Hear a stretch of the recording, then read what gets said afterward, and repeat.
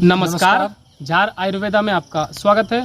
इससे पिछले वीडियो में हमने बात किया था कि हड्डी जब टूटती है तो किस तरीके से टूटती है, और दूसरा हमने ये जाना था कि किस उम्र में अगर हड्डी टूट जाती है तो किस उम्र के व्यक्ति को कितना समय लगता है उस हड्डी को जुड़ने में, अगर हमने प्राकृतिक दवाइयों का सेवन किया है तो तब आज हम जानेंगे कि जगह के हिसाब से जब हड्डी टूटती है, फ्रैक्चर होती है, तो बिना किसी और औषधि के डायरेक्ट अगर हम प्राकृतिक मेडिसिन का सेवन करते हैं, नेचुरल मेडिसिन का सेवन करते हैं, तो किस समय में कितना समय ये लगेगा, किस जगह में कितना ज़्यादा समय लग जाएगा, कितना कम समय लगेगा, इसके बारे में हम आज विचार करेंगे। अगर जब आपकी हड्डी टूट जाती है, टूट जाने के तुरंत बाद अगर 1 सप्ताह, 10 दिन, 15 दिन के अंदर अगर आप कोई प्राकृतिक औषधि इस्तेमाल करते हो जी, तो जो हड्डी है सबसे जल्दी जो हड्डी जुड़ने वाली जो हड्डी है वो है आपके हाथ की यहाँ से लेकर के यहाँ तक की हड्डी, यहाँ से यहाँ तक की हड्डी, और दूसरी पैर में घुटना का नीचे से लेकर के जो पंजा है वहाँ तक का जो हड्डी है, ये सबसे जल्दी जुड़ता है। ये आपका मान करके चलो 15 से 20 दिन में ये हड्डी आपका जुड़ सकता है। सबसे ज्यादा जल्दी जुड़ने वाला हड्डी है जी। इसके बाद ये तो सबसे जल्दी हमने जान लिया कि 15 से 20 दिन आपका लग जाएगा। इसके बाद जो दूसरा इससे थोड़ा ज़्यादा समय लगने वाला जो जगह वो होता है, वो हमारा होता है, अगर आप यहाँ पे देख लोगे तो इस जगह से लेके जो आपका कंधा है, जॉइंट्स वाले नहीं, उससे पहले तक का जो जगह है ये हो गया। इसके अलावा जो हमारा घुटना है वहाँ से लेके जो जांघ तक का हमारा इलाका है, ये हमारा दूसरे पोजीशन पे आ जाते हैं, और इसको जनरली ठीक होने में हमारा जो समय लगता है वो होता है लगभग 1 महीना के आसपास का। आप मान के चलो 30 से लेकर के 35 दिन तक का समय इसमें लगता है।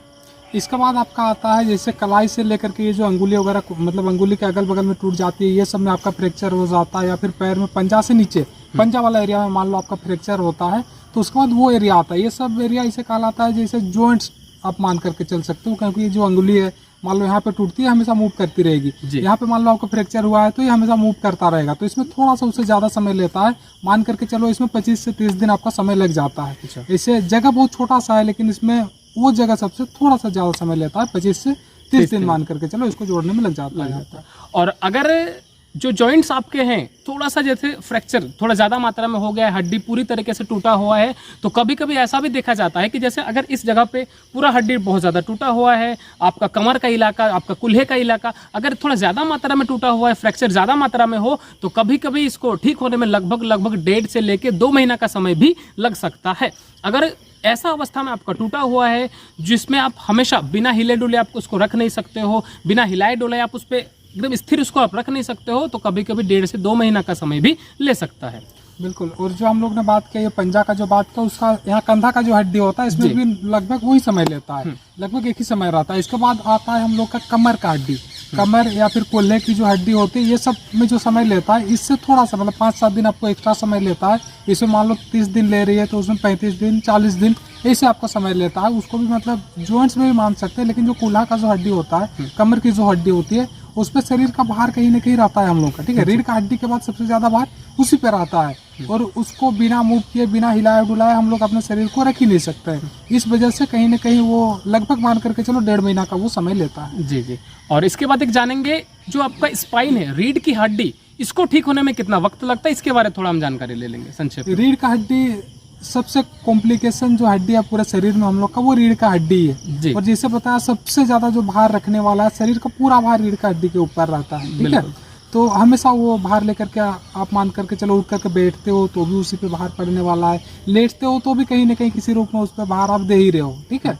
और उस पर इतने छोटे छोटे जगह पे मतलब हड्डी टुकड़ी टुकड़ी में हड्डी जुड़ी हुई है, बिल्कुल। इसके वजह से जुड़ने में थोड़ा सा ज्यादा समय लगता है, तो लगभग ये मान करके चलो लगभग 2 महीना, 1.5 से 2 महीना में ये भी हड्डी बहुत आसानी से आपकी जुड़ सकती है।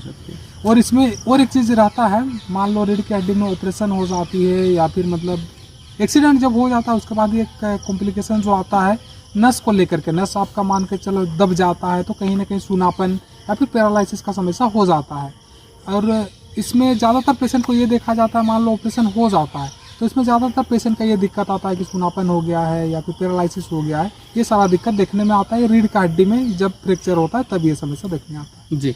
और रीढ़ का हड्डी भी कितना समय में जुड़ेगा ये आपका निर्भर करता है किस जगह पे टूटा हुआ है। जैसे सबसे कमर के एकदम सटा हुआ जो हमारा भाग है L1 L2 का, ये थोड़ा ज़्यादा समय लेता है मुकाबले आपका ऊपर वाला जैसे D1 D2 वाले हड्डियाँ, क्योंकि कमर के ऊपर वाला जो हड्डी होता है इसमें हमेशा आपका दबाव पड़ रहा होता है। आप बैठोगे तो भी दबाव, चल रहे हो तो भी दबाव। ये ऊपर के मुकाबले थोड़ा सा ज़्यादा समय ले सकता है। बिल्कुल।